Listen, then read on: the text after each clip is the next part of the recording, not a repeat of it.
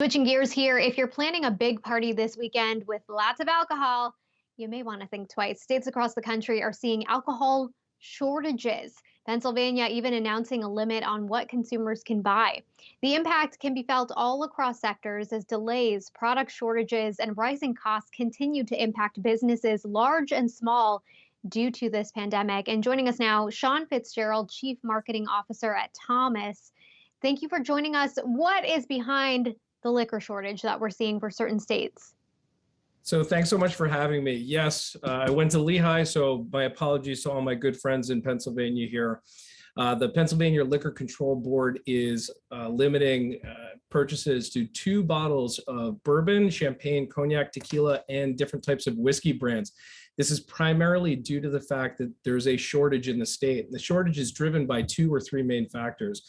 First, actually shipping and trucking from point A to point B has become a challenge. There's just a dearth of opportunity to find shipping and trucking opportunities right now to get things from A to B. And then there's also a shortage of liquor bottles and liquor bottle labels. So on our platform at thomasnet.com, we're seeing sourcing for liquor bottles themselves up 125% year over year, for example.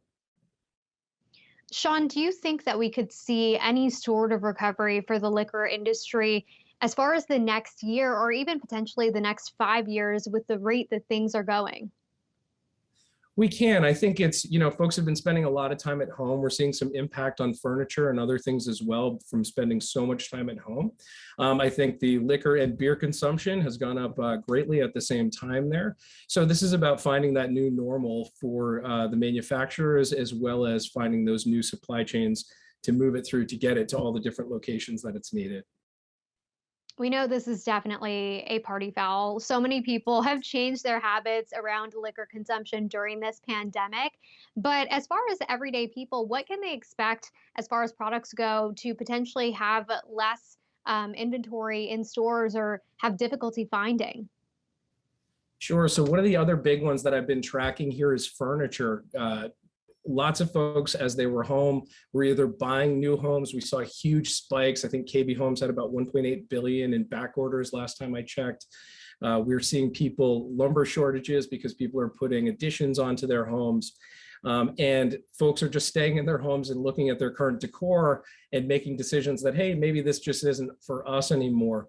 So you're having a run on things like reclining chairs. We're seeing increases of about 120% year over year in sourcing there. And beds are up a whopping 254%. Everybody wants to sleep better now that we're home more often.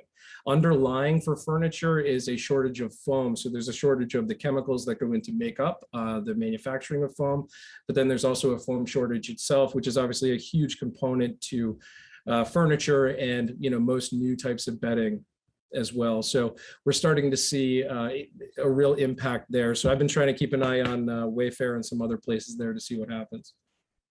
Shawn, we're also seeing Costco now saying it's experiencing shortages of those typical things: toilet paper, bottled water, cleaning supplies, and it's going to again put limits on those items. We know a lot of people saw during the peak of the pandemic the crazy demand for these items.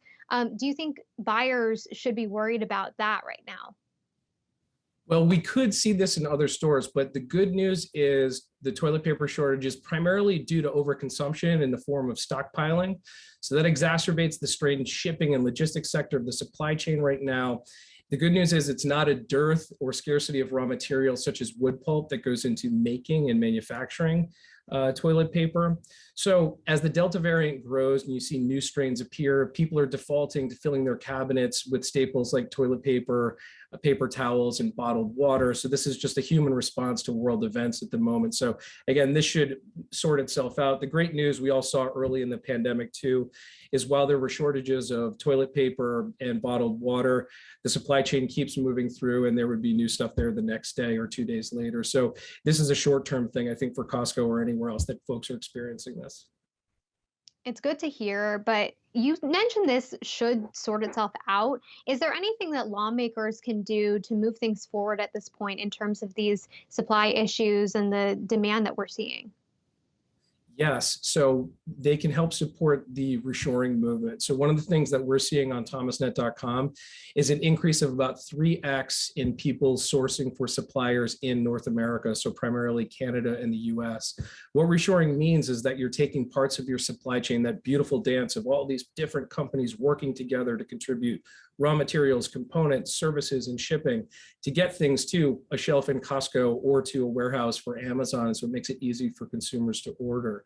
Um, so while it's going to be different for folks to find this and to get to it, they're going to have to go through and work through these raw material scarcities and that types of things to make sure that they can get those components to be able to have them for the consumers. Shawn Fitzgerald, Chief Marketing Officer at Thomas. Thank you so much for joining us and giving us that insight there.